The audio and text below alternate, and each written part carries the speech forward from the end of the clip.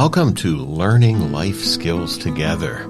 This is our weekly community Zoom meeting where our guests help us to go deeper into the 4 life skills and open up a huge array of chances to practice them.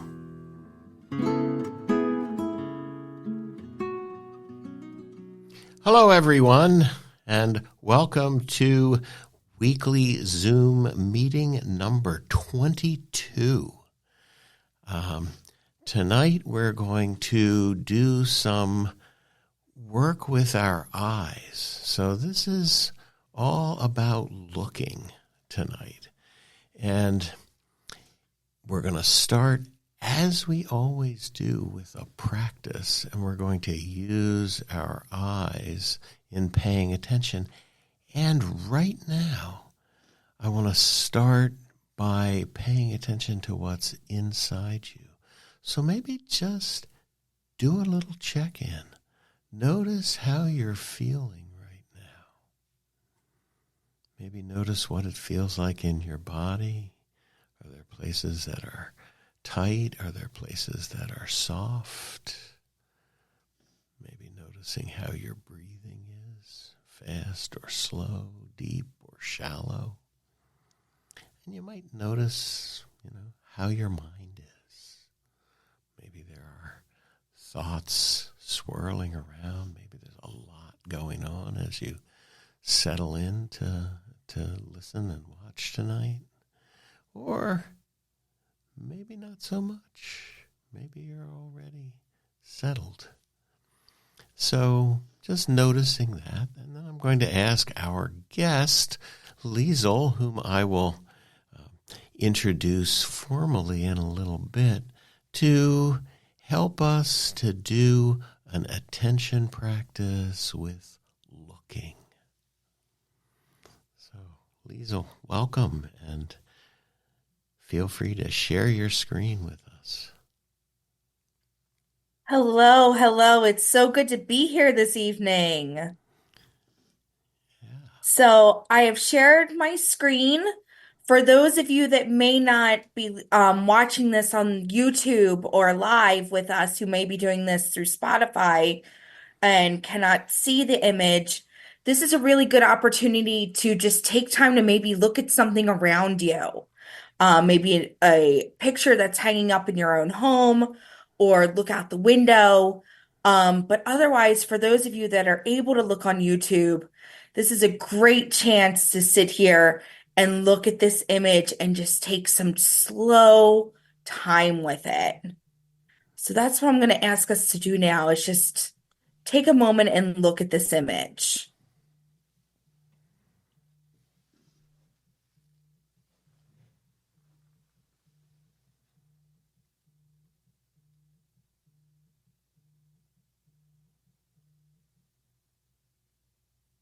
And as you sit here and look at it, see what draws you to it, where your eye is going kind of first, where you want to land and look first.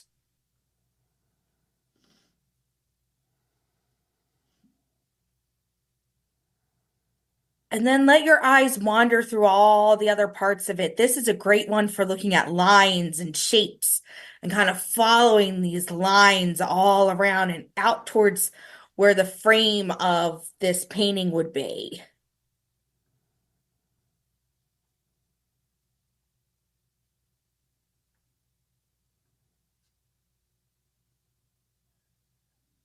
And really, ultimately, what we want to do is, how does it make you feel? What does it make you think of?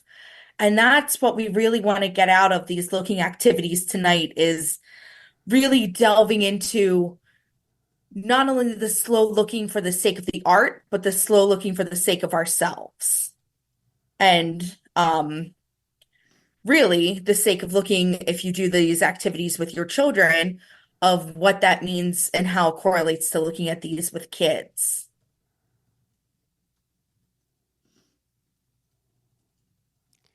Yes, so this might be a time now to check in again. Notice what you're feeling in your body. What's it like for you after having spent some time with this rather amazing, complicated painting. So how is it in your body? What's happening in your mind? Is there an emotion that's shown up as you looked at this? So I'm going to ask you, if you're in the audience here and have had a chance to look, maybe you could respond. Maybe you could type something in for us on the chat. And meanwhile, Liesl, I'm going to respond to how it was for me to be looking at this picture. And I have to say that I was like a little bit weirded out by it when I first looked. I went like, whoa, what is that? You know, it looks like it could be a bunch of different things. Is that something that's alive? And if it's alive, then, you know, there's a little bit of scariness to it for me. But then I settled in and I could see that it was roots. And so I relaxed a little bit. and, you know, my eye traveled all over the place. There were so many directions to go. It points you in so many directions. And so it's kind of, I felt like, where am I being taken? So there's this big question inside me. And then for me, I landed on the green part in the background. So I understood that, okay, I'm in the trees, I'm in the forest. And that started to calm me down, to chill me down. So I'm wondering what other people are thinking, how it is for other folks. Sandy says her first thought was an octopus within the roots of the tree. Okay, yeah, that really unexpected kind of image showing up. I could definitely see that. This painting, when I first saw it, made me a little bit uneasy. Mm-hmm. Yeah. And I almost see like a rib cage or bones, or um there's parts of it that almost look like the veins that would be in a person. Yeah. And it at first made me really uncomfortable. And then you can take this step back and look at it as that idea that we're connected to the earth in such a neat way, that these roots from this tree do look like veins and do look like Mm. parts of the body. Yeah. And I like that correlation. Yeah, absolutely. Anything more? Yeah, we have some more comments here.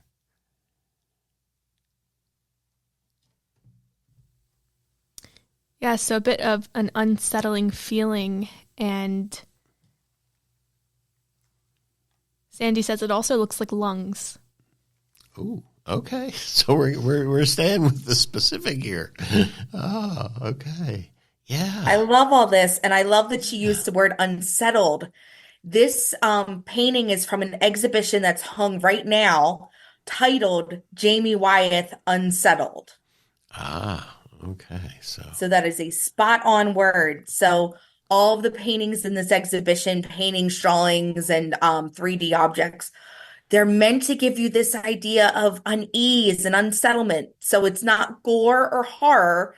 It just makes you feel a little funky, a little weird Yeah. inside when you walk through it. Yeah, absolutely. And this is a gigantic painting, so you really get immersed in it when you see it. Okay. So it's as tall as you are. You're staring into it. Yeah, I get it. Yeah, you really can get immersed in it. So that's what's so exciting when you get to come to a museum. You're able to see these images. But what's great with modern technology now is being able to see them even on our screens from our homes if you're not able to get to a museum or to an art gallery or something like that to see artwork on the wall. Yeah. Yeah. So we're having a little bit of a museum experience, and that makes sense. So I want to introduce Liesl a little more. So it's Liesl Mahoney, and she is the Associate Educator for School and Family Programs at Brandywine Museum of Art, where there's a vast collection of Wyeths from 3 generations at least. So Liesl, in her job, does what she just did for us. She puts together things for kids to look at and to feel into and understand. So she's been doing that for a long time now, since I think 2011. She's been directly teaching students, maybe even before that. But she graduated in 2011 with a bachelor's in art education and a minor in art history from Arcadia University, right down the road. And she's taught at the preschool level, in the preschool classroom. So we're talking about someone who understands how to use art with the littles, as well as, in her museum experience with adults, with teens, with tweens. Sort of she runs the whole gamut, as we're doing with learning life skills together. So when she's not working on the family programming, and there are a number of really great standing programs at the Brandywine Museum, such as the free first Sundays for families, where the families can come to the museum and experience activities and performances even. So there's lots happening on those free first Sundays, if you want to keep that in mind.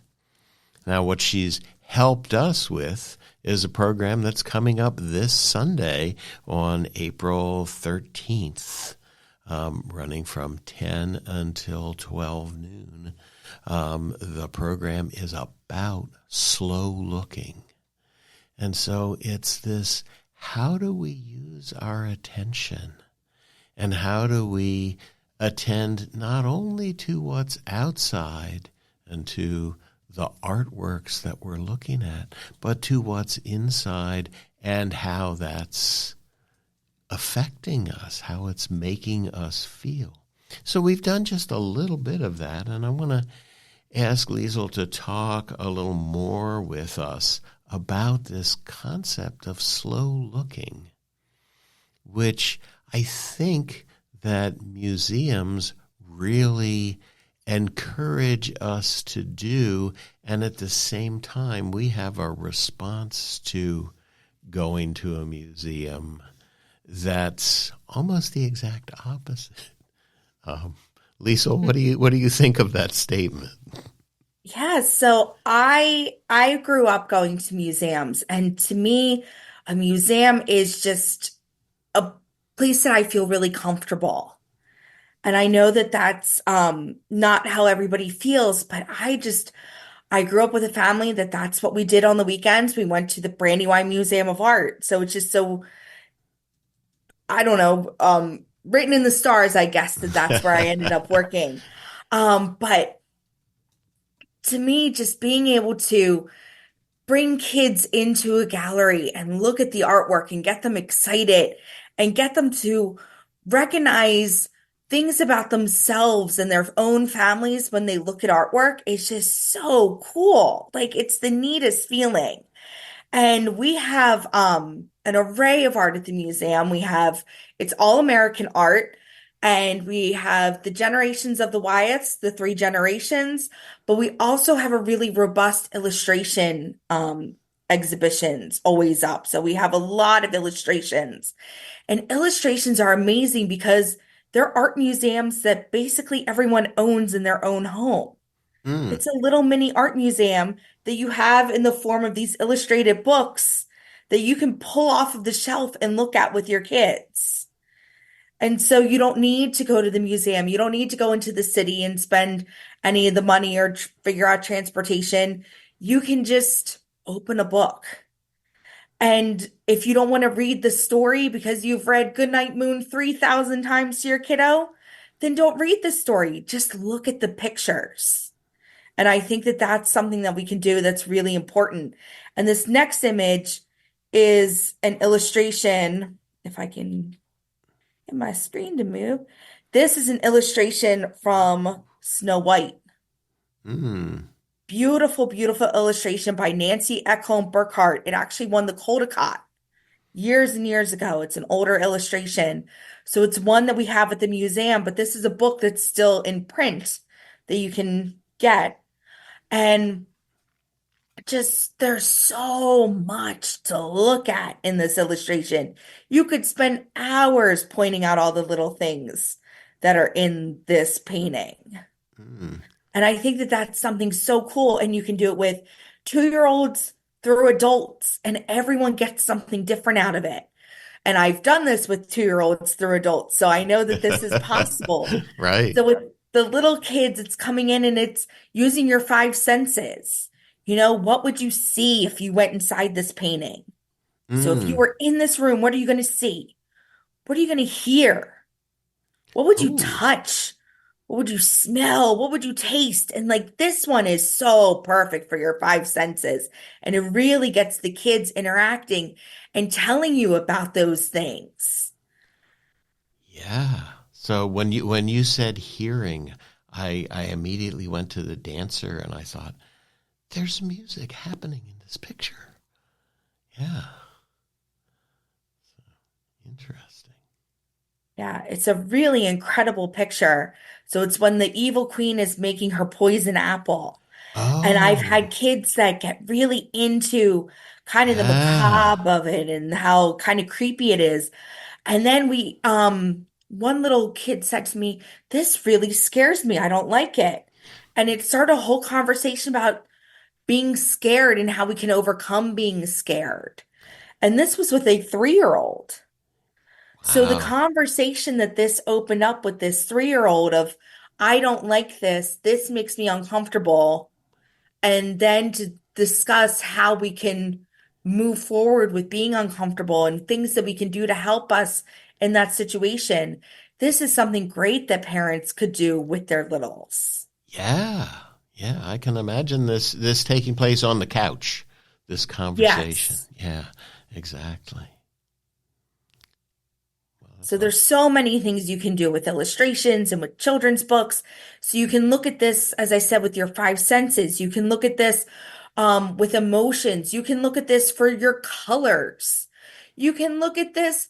Oh my goodness, you could make the kid tell their own story of what they think is happening. So there's so Yeah. many things, and people can take it a million different ways. I see someone says that this is a great way to help kids identify and name their emotions and explain it. And I absolutely agree with that. And paintings are so good for teaching empathy. Books and paintings. I think it was Neil Gaiman, who's the famous author, talked about how Right. fiction books are such a fabulous way to teach empathy. And we Yeah. always think of reading nonfiction, but it's really fiction books that help us do that as well. And paintings and artwork and dances, these are all things that help us with our emotions and with our empathy as we grow older. Yeah, as we get into, as we like to say, I'm really into this story now, or I'm into this character, as we're experiencing as the character, we have that empathy going on. And we do that, I want to say, when we slow down.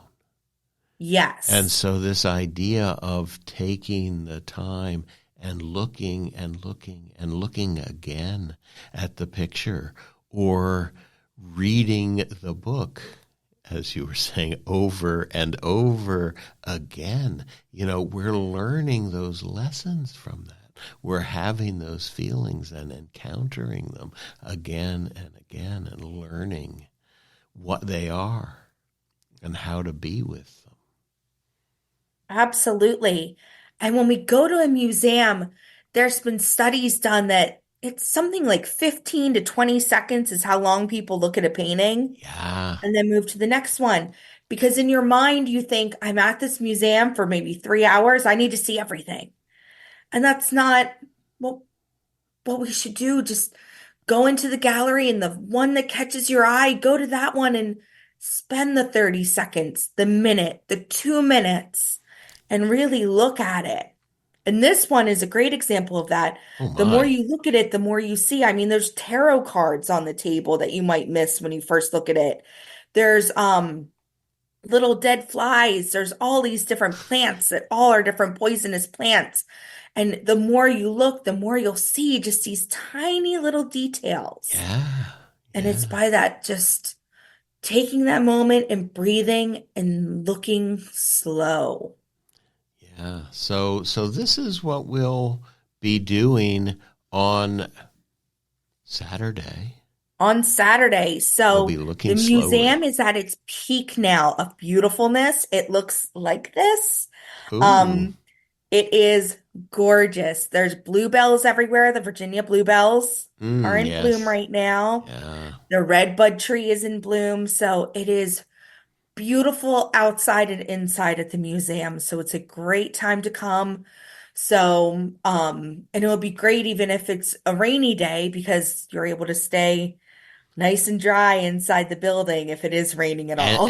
and still look out and see that beautiful landscape and the river. Yeah, Exactly. If you can your see these, windows are an awesome extra painting. they are floor to Yeah. ceiling windows so you can look out at the landscape. And we are going to be going into one of the galleries, um, and really practicing this idea of slow looking as a family with your kiddos. So it's a grown up and kid partnership going and looking at these paintings. We're going to be focusing on NC and Jamie Wyeth because they're nice and they're big, and Yeah. we're just going to take our time with them. So we're not going to do that 20-second looking and moving to the next one. We're going to take our time and look. And if looking means being a little bit active and it means posing like the things in the painting or making the sound effects of the things in the painting, that's Yeah. all perfect. That's great. Yeah. So slow looking doesn't need to be silent. It doesn't need to be boring. It can be active. It can be fun. Right, right. It's being connected to it, it's getting into it, as we were saying. That idea that's the same with being in a story or being in a character. Yeah, get into the painting. Yeah. So So we want I to, like your idea about posing like the painting. yeah, That's we such love having people pose like the different characters in the yeah. painting. And sometimes it's even the people that are in very formal attire and just doing a formal seated pose. It's fun to try to pretend that you're being painted and see how long could you sit still for? I know I Mm. would have trouble. And some of these kiddos, they would have had to sit still for hours to get their portrait painted. So sometimes that can be fun to see how long you can sit still. Other times it's fun to pose like a pirate or pose like a someone out at sea who's, got his oars out and he's sailing along. So there's all these different things that we can do. There's a ton of animal paintings, so making the sounds of the animals is Mm. something else that's really fun and really active to do depending on the age of your kid. Yeah. Yeah. So these are great opportunities to make animal noises in a museum. It's not on the top of everybody's mind that that's what you would be doing, is it? No, and I think one of the things that people think with a museum is that it is a place of silence, a place for adults, and it's not either one of those things. They should be full of joy and life Mm. and all ages. And there was just a study out, and I tried to pull it up today and I got paywalled because I don't have a subscription, but I had read it before where there's a direct correlation between those who go to a museum as an adult to those who went to a museum as a child with their parent. So not a child on a field trip, not a Yes. child in any other capacity, but a child with their direct parent or grown up or guardian. That's who makes it so special and makes it a place that feels comfortable that then they want to keep coming as an adult. And that's really just an incredible statistic. Yeah, it is, and it makes sense. I mean, when you go on a field trip, you're involved with the other kids. You're trying to look good. You're trying to be cool. You're trying to be all those kinds of things. And with your carer, whoever that might be, it's someone who cares about you, and you can really be yourself. And that's when we can get into a painting story, whatever it is.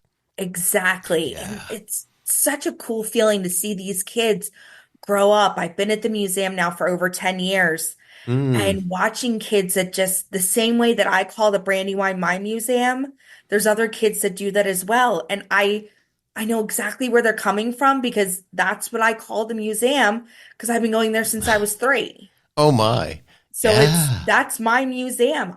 There's pictures of me growing up from this small age up through the museum to go see it, to climb on the statues outside, to look at the paintings. And so it's just the circle of life to see that happening with other kids now. And having the opportunity to help Yeah. other kids do that. It's just such an Yeah, honor. that is. It's a sweet feeling, I'll bet.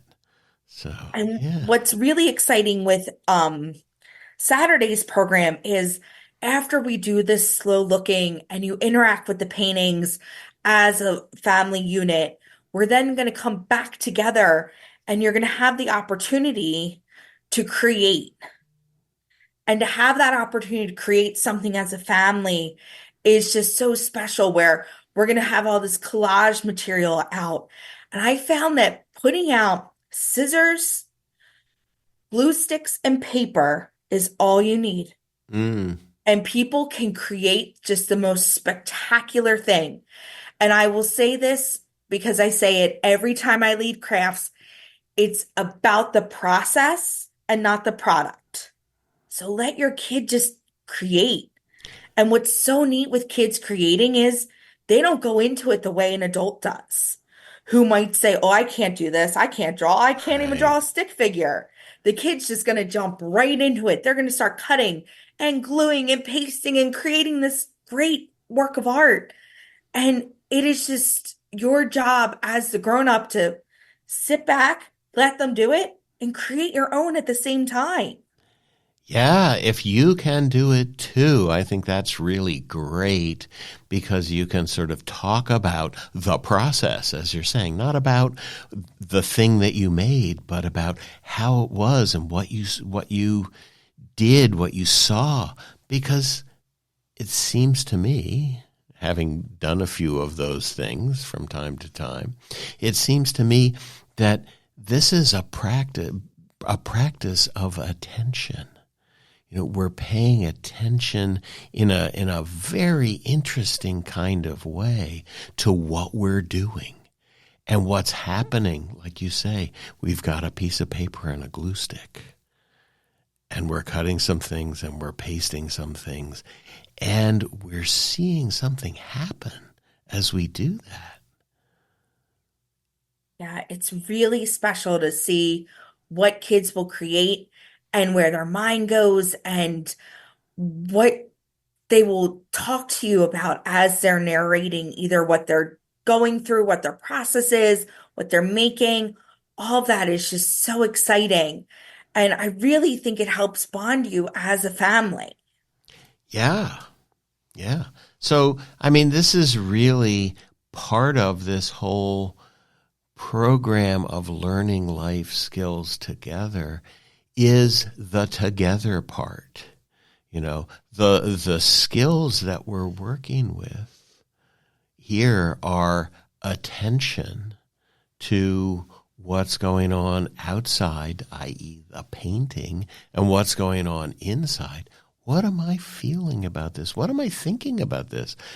As you were saying, Liesl, what's the story that I can tell about this picture? I mean, it might be that it's an illustration from a particular book and illustrating a particular story. And it also speaks to me in a particular way. And I might see a different story. And that's okay too, I think. Absolutely. Yeah. So, yeah. Absolutely. I agree with all of that. So it'll be a day of slow looking. It'll be a day of, a morning. This is a great activity because everything is Yeah. going to be concentrated in the And morning. So you still have the rest of your day. So then we're going to do this, craft together. And then afterwards, we invite the families to join together and talk to one another in the cafe and really make it a time to just come together, talk to one another, and have some social time together. right. Yeah, there's nothing like that process. I mean, I am in love with museums in the same way you are. And I have my favorites, and I like to go and I like to see what's new, and I like to see what's old. I like to see my old friends, Yes. and just visit with them for a while. And then that thing of going to the cafe, to the restaurant, whatever it is, to have a coffee or to have lunch, as an adult, I'm not urging you to give your small children coffee, but to go and to sit and have something warm or something cold and let it all just sort of process in your mind and body, because we need that time too. This isn't like, oh, and we get to have lunch. It's like, no, this is part of the process. At least it is for me. And, maybe other people have the same feelings or different feelings, but I need that time to sort of process what I've seen and to feel the feelings that I've had. And then if I can talk about it with others, that's really cool.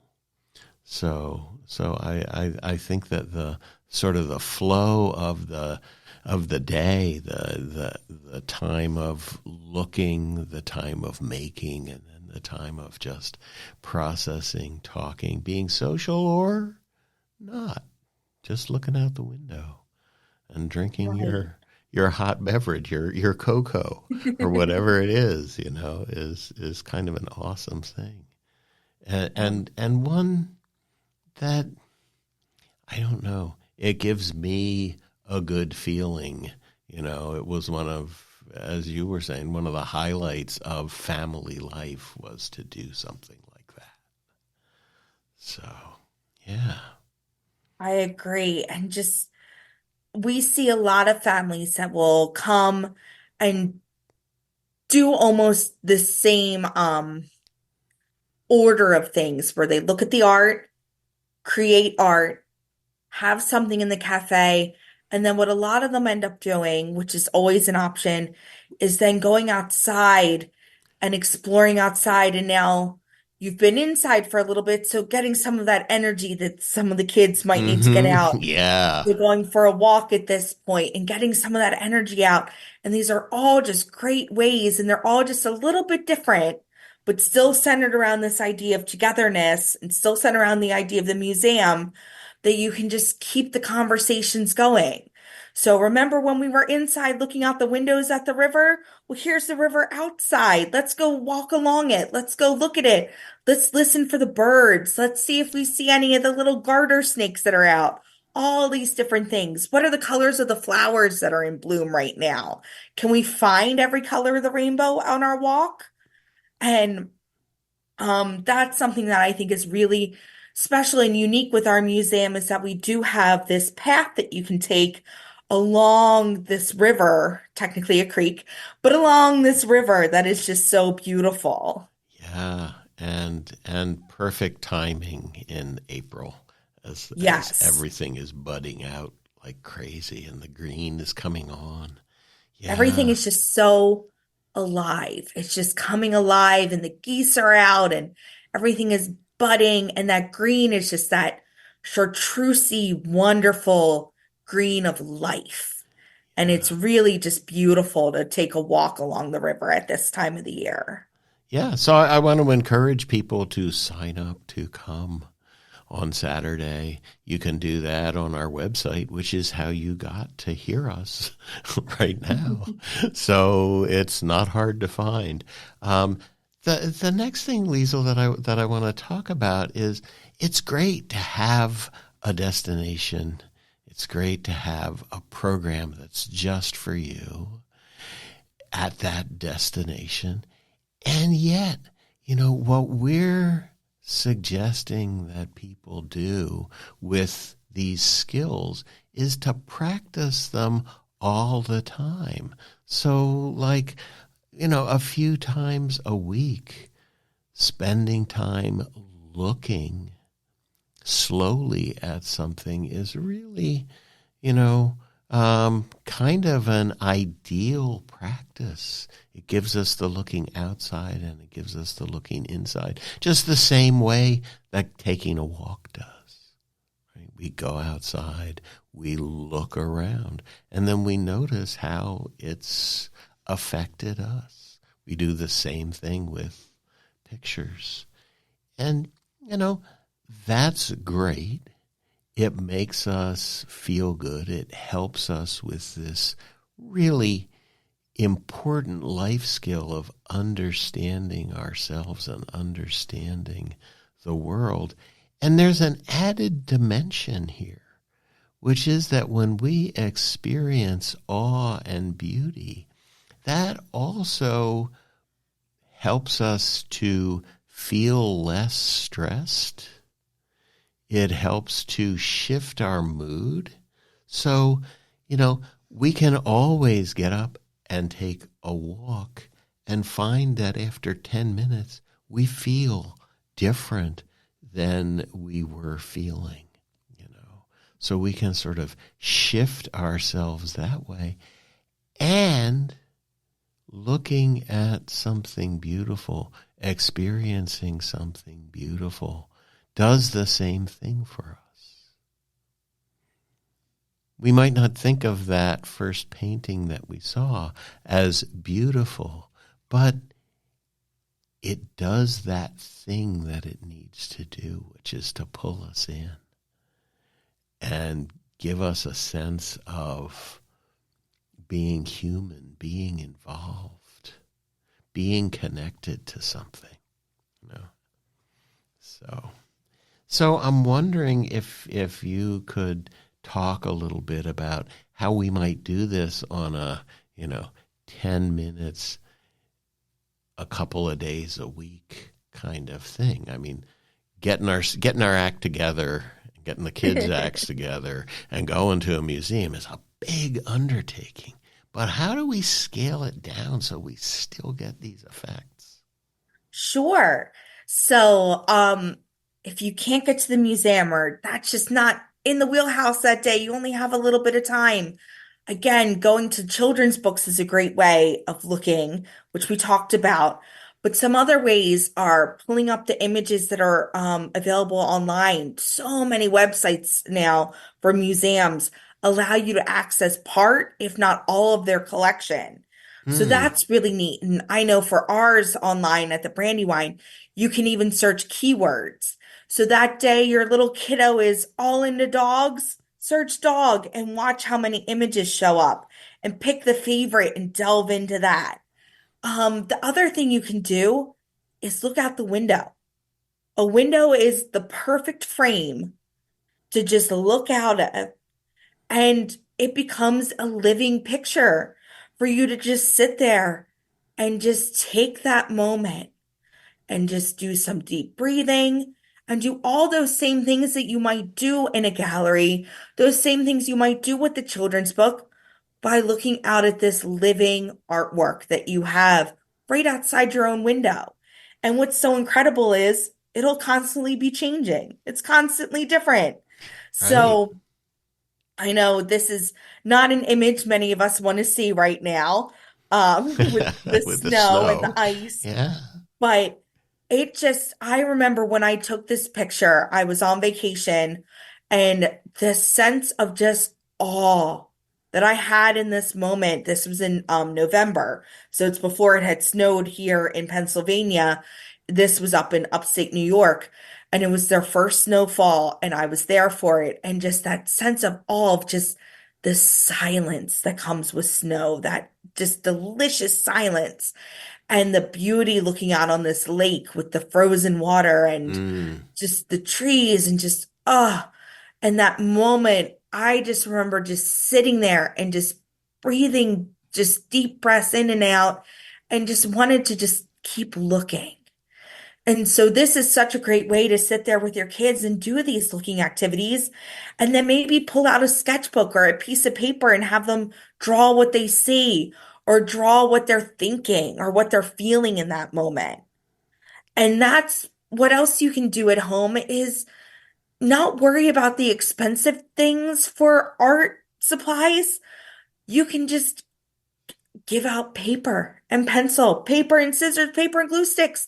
And I once had a grown up tell me paper's really expensive and my kiddo just wants to cut and glue just everything and we can't be going through paper like that. And I gave her the suggestion and she took this, luckily, is I bet you get a lot of paper in the mail almost daily that just goes right into that recycling bin, right into the shredder, right into the recycling bin. Think about all those Acme and ShopRite ads you're getting with all the fruits and vegetables. Let your kiddo cut them up. Just cut them. If they're two or younger, let them tear them. So maybe they can make something out of it. Maybe they're just ripping it and playing, but they're creating their fine motor skills are getting stronger. Their hand-eye coordination is getting stronger. And then just the fact that they're relating to what's around them and relating with creating this artwork, and yeah, they might just be throwaway recyclable materials, but to your kid, they're just amazing opportunities. And I think that's what we need to let kids do is just use these, just the things around them to create. Yeah. So the idea of looking and then responding that we're going to do in our event is something that you could squeeze into, kids just home from school. Let's look at a picture together and calm down and just maybe even tell a story about the picture and then make something out of it, right? And then maybe you have a cup of hot chocolate. I don't know. But you can do the whole thing, I guess is what I'm picturing in my mind. You can do the whole going to the museum, having the big experience in miniature, Absolutely. And it's not a whole lot of investment of money or time or anything but attention, which I gotta say, kids kind of like. They like to pay attention to things. They like to really get into things. And they like to do that with somebody. So that learning life skills together can be just like that. Just 10 minutes. Look at a picture. Make a picture. Have a cocoa. That'll stick with you in the same way, I think. Liesl, as you were saying, that, that family event of going to the museum, it brings us closer together. It brings us into a place where we can communicate, where we can talk about our feelings and about things that matter. I think so too. I can remember growing up, and my dear, dear grandmother and I used to look out the window and watch the squirrels Mm-hmm. and name them and come up with all these Oh, fantastical stories about what they were doing and where they were running off to and their home and all these things. And this time of year is great for that, where you look out the window and it's this living landscape that you can see the birds, the squirrels, maybe a rabbit walking by, and let your kids' imagination just go off. And you'll find those same things that happen with a painting with empathy, with imagination, all of that, emotions can all still come through just by sitting there and giving yourself time to do that. Yeah. So maybe we could look at another picture together with our audience. And oh, you got one for us. So I have one for you. Again, I chose a snowy one, but I just thought it was just so lovely. Okay, So well, if it you is. want to, Yeah, the colors really stand out. So, yeah. so as we take a moment to sit here and look at it closely, I want to say that the hardest thing for me as a teacher and an educator, and for you as the grown up in the situation, is the silence part. So we're going to sit here in silence and look, and a part of me always wants to keep talking, and a part of you as the grown up with your kid might want to keep talking, but just let yourself sit and look for a moment.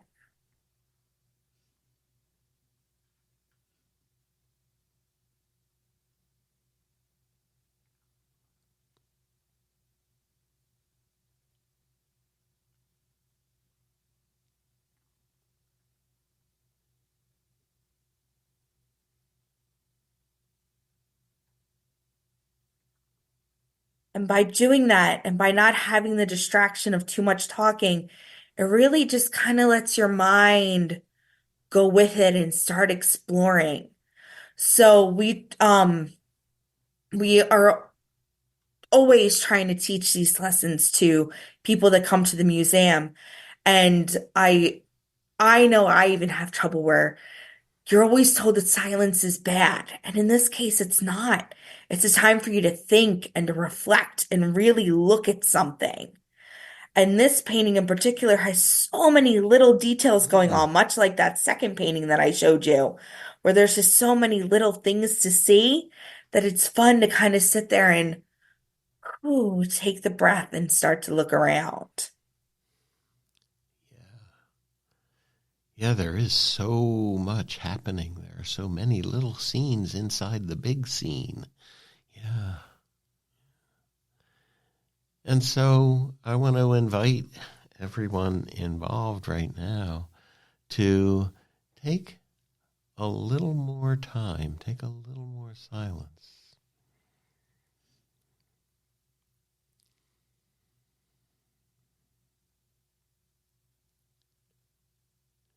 And as you do that, maybe feeling your body, feeling how you are right now.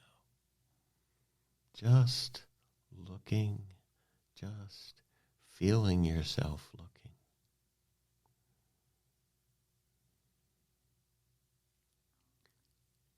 How is your body? Is it tense?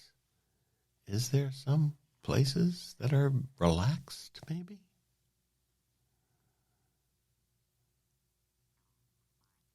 What's happening in your mind? Is it busy? Is it jumping all around? From thing to thing, telling story after story? Or is there maybe some space there just to take the whole thing in?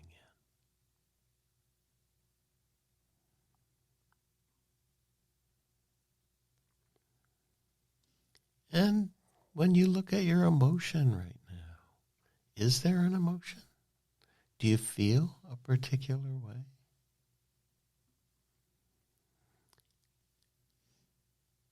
And if you wanted to, you could write us a little note in the chat.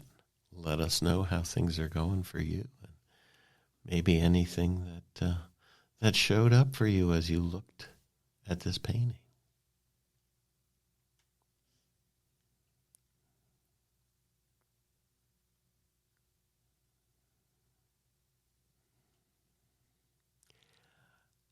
I have to say that maybe you noticed this. I called out the idea of just looking at the whole thing. Because as I looked at the whole thing, I feel that sky and sort of a real sense of peace and quiet, even though I know there are kids running around and yelling and everything else. It's just a scene that made me feel calm, made me feel good. So I'm wondering about others.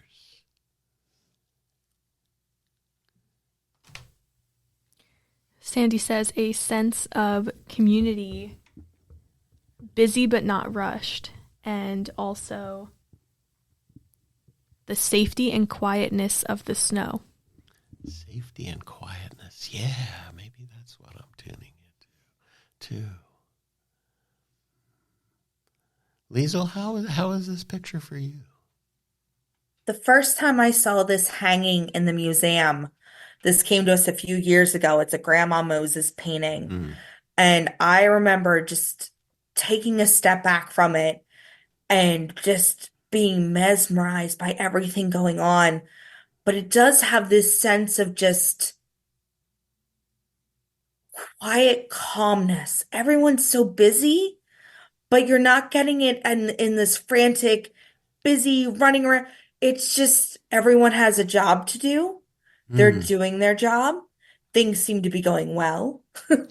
And I almost immediately noticed in the front that there's a gentleman pouring maple syrup into snow and making candy. And that brought me right to reading Laura Ingalls Wilder's Little House on the Prairie books when they make the maple candy in the snow. And I remember just reading that book as a kid and being like, I want to do that. And then I saw this painting and went, I never did that. And the first time it snowed, I ran outside and did this because I just had to after seeing this painting. It brought back that childhood memory of reading that book to me, and I just needed to do it. Yeah. So that was something kind of funny that came from this, is that connection that I had to the literature. It's funny, but it points out that whole idea, when you brought up Neil Gaiman and, the power of our imagination and the empathy that we learn from art, from stories, that's a little bit of that happening there just with candy. I mean, it's something sweet. It's something that makes you feel good. And you wanted the deepest possible experience. So I think that's really a great little tale of this Grandma Moses painting. So It's really a sweet painting. It's a really fun one to look with kids because what are the people doing? And what is each little person's task? And then when you find out the title is Sugaring Off Maple, then you can talk about maple trees and how maple syrup comes from a tree. Like, that's so incredible, especially to little kids to right, learn something yeah, like that. I mean, it's incredible for yeah. me as an adult, even thinking of that. It's something we take for granted when we go into the grocery store. It's that this is still how it's done, where you have to tap the maple trees. And I love this painting for just the sense of community, the sense of just camaraderie. And there's one little girl in a pink coat, so she stands out because she's in pink, who is just Yeah. walking peacefully with her head up, held high. Just, I almost feel like she's daydreaming. And she's my favorite part of the painting, is this little daydreaming girl walking through this village. Yeah, you've spent a lot of slow-looking time with this picture. I can I've tell. spent a lot of slow looking time with this. All right. Well, that's wonderful, and a wonderful demonstration, of what we're going to be doing on Saturday. And so you can do it on Saturday. You can do it anytime in that little condensed version that we talked about. So, Liesl, this was a really wonderful conversation. Thank you so much for bringing these pictures to us. and for really helping us to understand how we can work with kids and ourselves. That's what we're all about. So thank you so much, and we'll be off. Thank you.